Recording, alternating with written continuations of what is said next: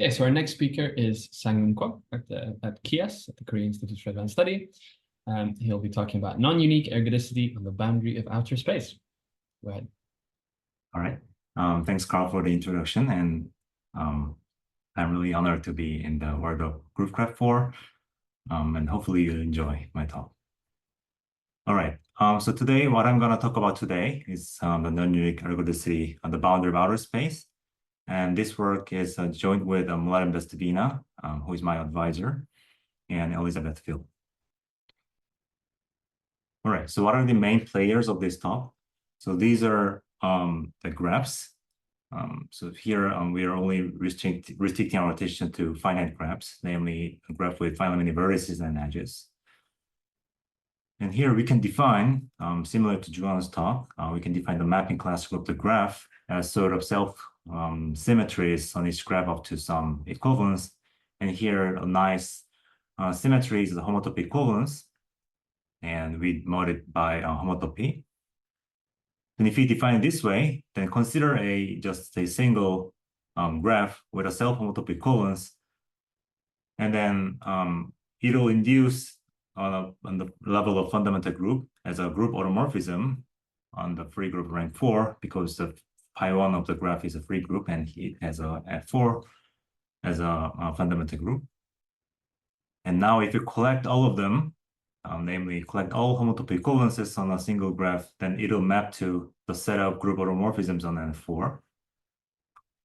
And because we define the equivalence as homotopy, if you modify the first class as a free homotopy, then it'll actually descend to the conjugation of the group automorphisms. And actually, this does not only gives a map from the first collection to the second collection, it has a one-to-one correspondence between those, because graph is so simple. More precisely, its KG1 space, namely its universal cover, is contractible. So in fact, you can recover whatever homotopy equivalence from the only information on the pi1 level. Namely, if you're given with a group automorphism on F4, you can recover a homotopy equivalence inducing that group automorphism you started with. So anyway, with this equivalence, and also we noticed that the bottom collection is actually a familiar group called out F4. Namely, it's outer automorphism group of F4 up to inner automorphism. And the above collection is nothing but the mapping class group of this specific graph we define. So this observation gives that the mapping class group of finite graph can be actually seen as a automorphism group of free group of rank, finite rank. Okay, so studying a finite symmetry of finite graph amounts to studying out Fn, which is a purely algebraic object. Okay, and as a geometric group theorist, we would like to study the group by the nice space on which the given group acts nicely. And here, that group is sort of outer space, which was in the title of this talk. So this is nothing but sort of a space of market metric graphs. So you need three information: a graph and a metric, and also a homotopy equivalence giving a marking. So maybe pictorially, this will be a little bit easier. So for when n equals 2, you consider R2, which is a rose graph with two petals. And here we label each of the loop by A and B. And then one of the elements of this outer space can be seen as, like, you consider graph G1 with homotopy equivalence determined by your mapping like A and B, such that each of the loop in G1 is labeled AB and BAB in this way. And you give a metric on G1 as well. So I sort of drew these two loops as, kind of different length. And similarly, you don't have to be only considering the rows graphs, because in G2, you can just declare a maximal tree on G2 and decide that the remaining edges by a marking given by this homotopy equivalence F2. And also in G3 we mark it the maximal tree by red, and you decide the marking and also the metric on each of the edges. So in summary, like the outer space is sort of set of graphs, but you also consider the metrics on each of the edges, but also consider you kind of defer two graphs, two metric graphs if they are marked differently. Okay, but in our field, this is not actually called outer space, but if you projectivize this outer space to like called large CVN and Culler Vogtmann space, and which means that if you restrict your market graphs to have a the sum of the edges to be 1, then this behaves nicer than the unprojectivized one. So we call this the bottom one as the outer space, and the previous one is unprojectivized outer space. And we'll mostly focus on this outer space, the projectivized one. Okay, so because in the title we said the boundary of outer space, we need to define what we mean by a boundary. So to construct a boundary, we need to compactify the outer space first. And to compactify outer space, we actually need another definition. It's like a tweak of this graph definition. So given a market metric graph, FGM, in this unprojectivized outer space, and say this F is homotopy equivalence for the marking, then you can consider the universal cover of G. And then this universal cover has a nice stack transformation action. And because the fundamental group is nothing but the free group of rank of the graph you started with. So in summary, this market metric graph gives you an Fn action on a simplicial tree. And in particular, the metric you started with on the graph will give you a metric on this universal cover tree. So we obtain the second definition of the unprojectified outer space. So instead of collecting all market metric graphs, you collect the trees with metric that are Fn equivalent, such that this action is isometric, namely like each of the Fn action preserves the length of the distance between 2 points on the tree. And also the action should be discrete because it comes from the covering space action, and also free because it's covering space action, and minimal, meaning that there is no Fn invariant proper subtree.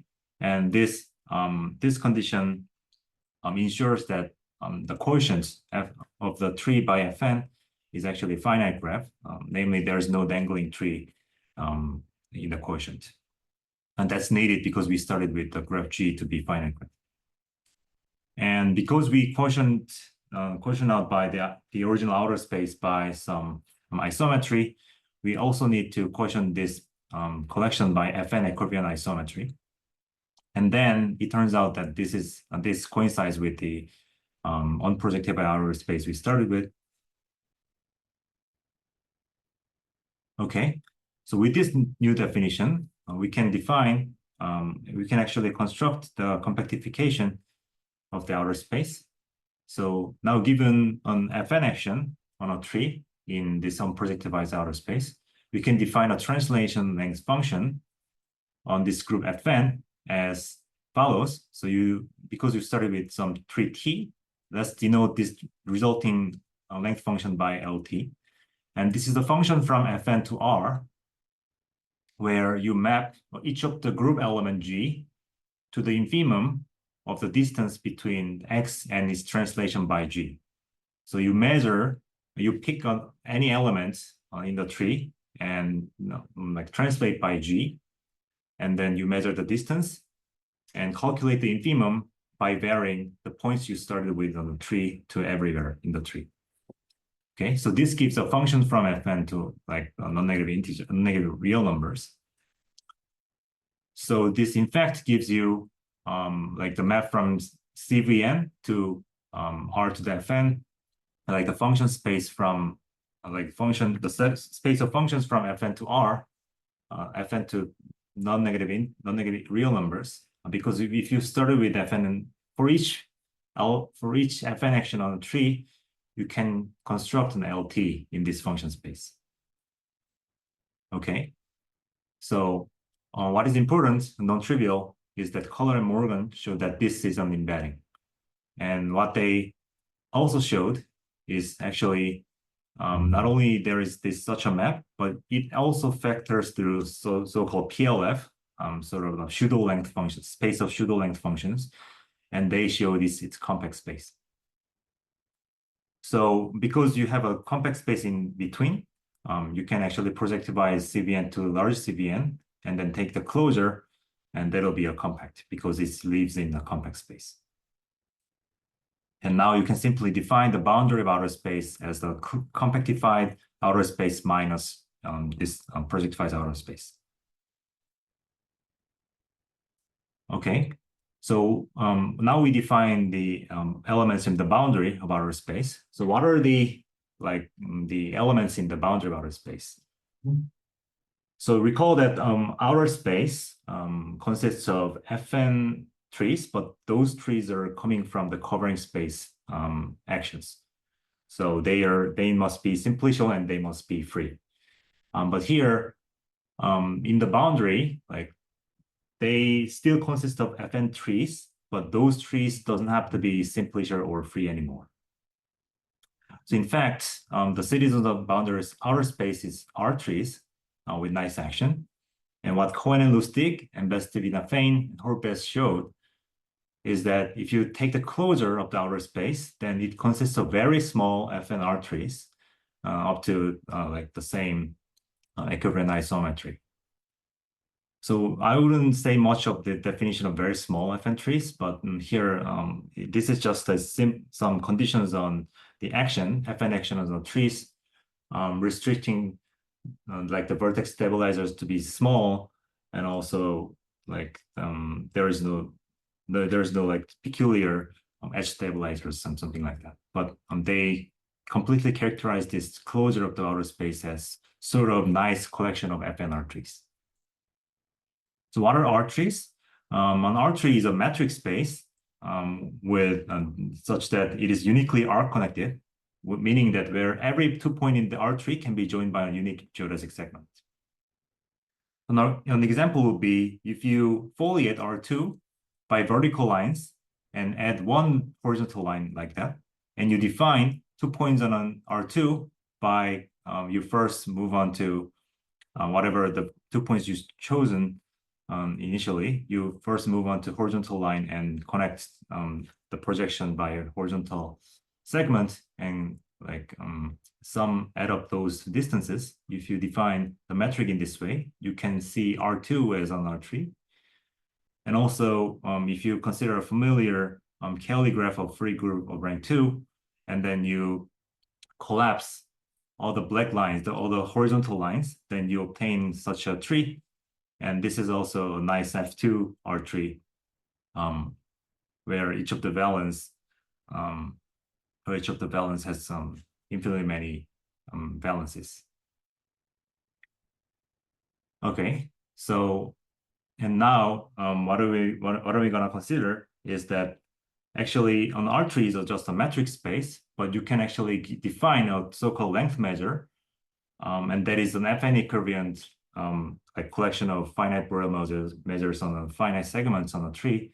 But basically, simply put, a length measure, it gives a way to define, or way to measure any arcs that lying on a tree. So it is very similar to a transverse measure for a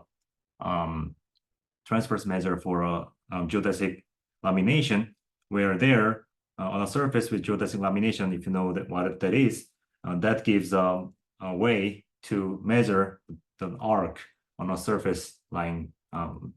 That gives a way to measure the length of the arc lying on the surface. So here the length measure is similar. Although we started with some nice metric, which is called Lebesgue measure on our tree, you can kind of declare one of the edges to be length 0, for example, and still topologically letting it to be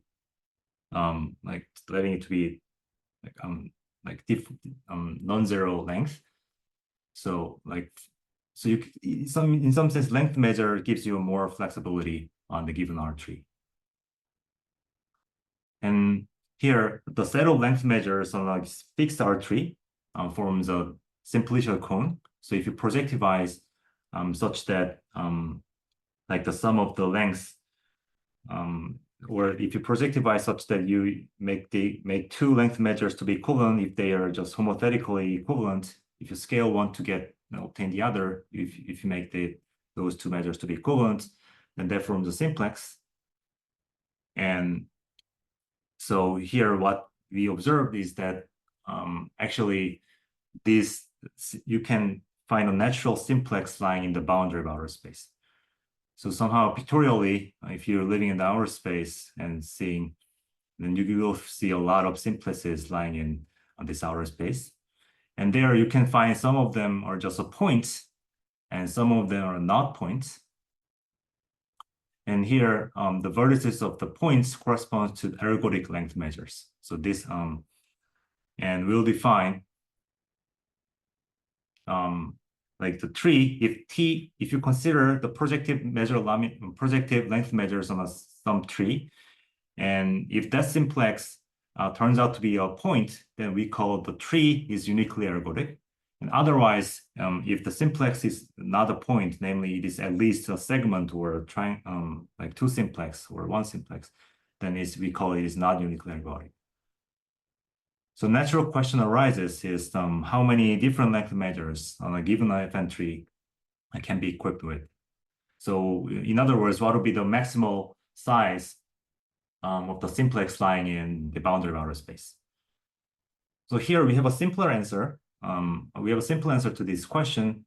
So the key observation is to observe that the maximal number of edges of rank n graph of balance L is 3 can be calculated combinatorially. So for n equals 2, this is the this graph realizes the largest number of edges with the given rank n equals 2. And when n equals 3, this graph realizes like 6 edges graph. So this is the largest number of edges among the rank 3 graphs.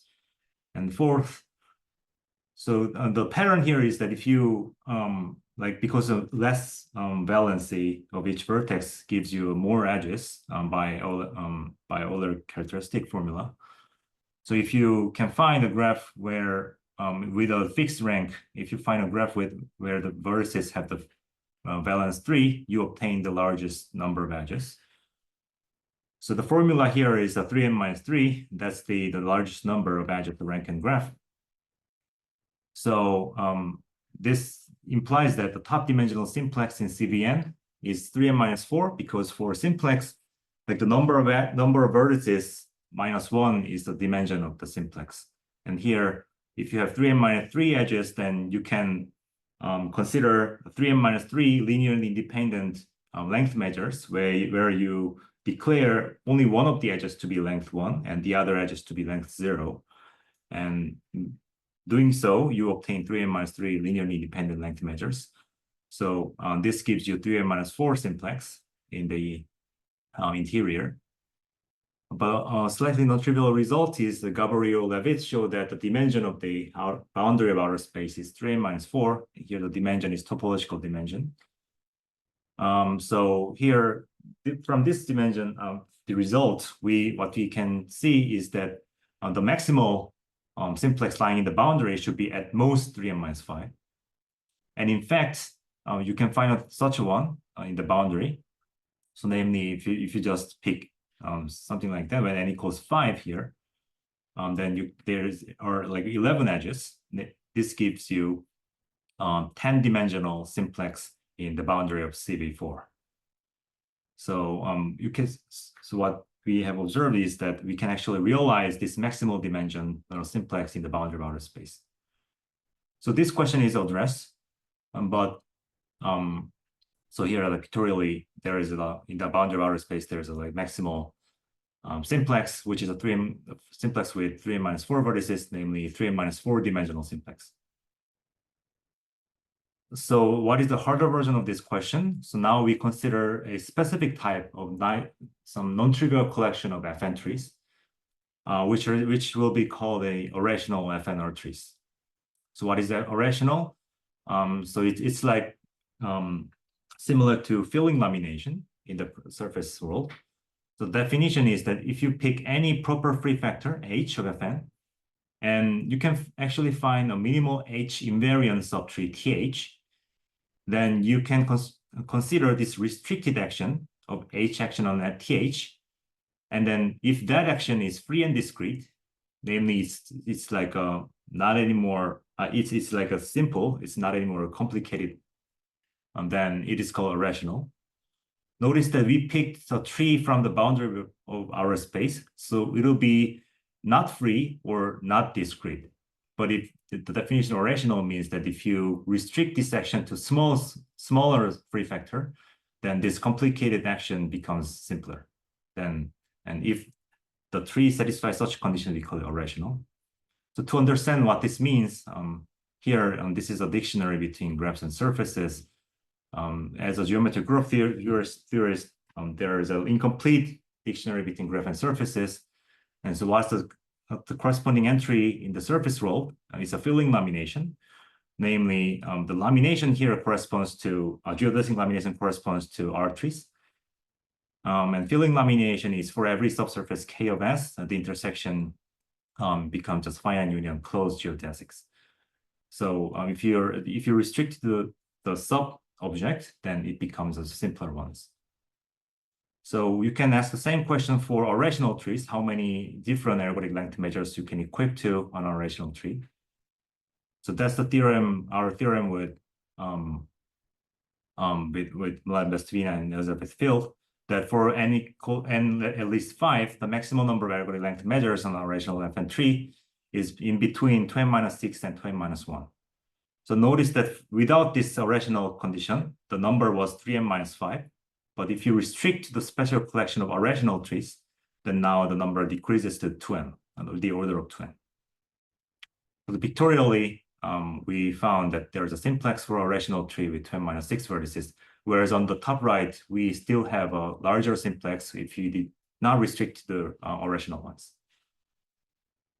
And because we give quite a tight bound, not only there is a 2n-6, the tree simplex with 2n-6 vertices, we also show that a larger one may exist, but there cannot be a simplex with more than 2n-1 vertices.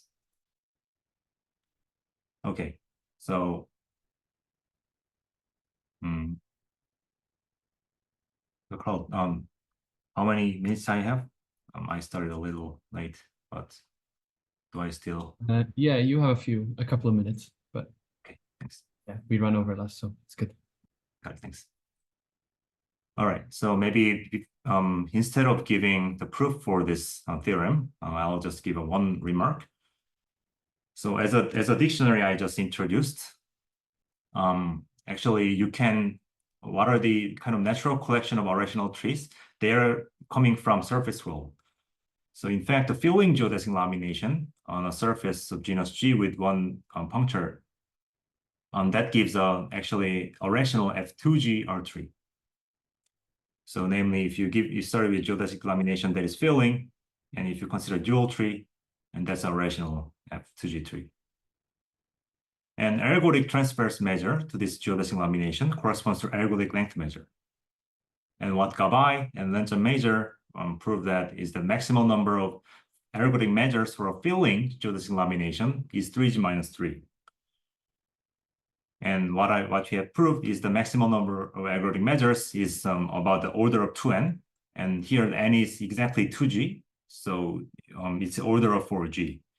So namely, what we showed is that if you expand your horizon to the non-surface originated arational trees, then you can equip that R tree with more measures. So here's the arational tree coming from surface. And what we show this is that this simplex admits more vertices. Okay, so how is a summary based on this dictionary is that the mapping out of n corresponds to the mapping classical surface in the surface world. And we have a Hypermode space for the surface, whereas we have an outer space, which is CVN for graph. And the boundary of a Hypermode space is projected measure lamination. And here the boundary of outer space is R trees. And what here we have that top dimensional simplex is 3G minus 4 dimensional, and top dimensional simplex is 3M minus 4 dimensional. But if you restrict to the filling ones, then for the surface, it remains the same. The top dimensional, you can still find 3G minus 4-dimensional filling simplex. But here, what our result shows that you definitely lose if you restrict to the irrational ones. Okay, maybe I'll stop here. Okay, thank you very much. Let me just that. Good. I should just say, before we take any questions, I really like all these illustrations, especially this dictionary. I like the little quotes on it. Thank you. Are there any questions for Sanghoon?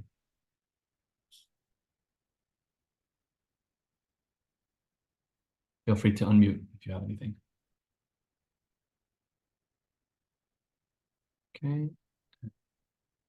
Nothing in the chat. All right. Well, in that case, let's thank Sanghoon again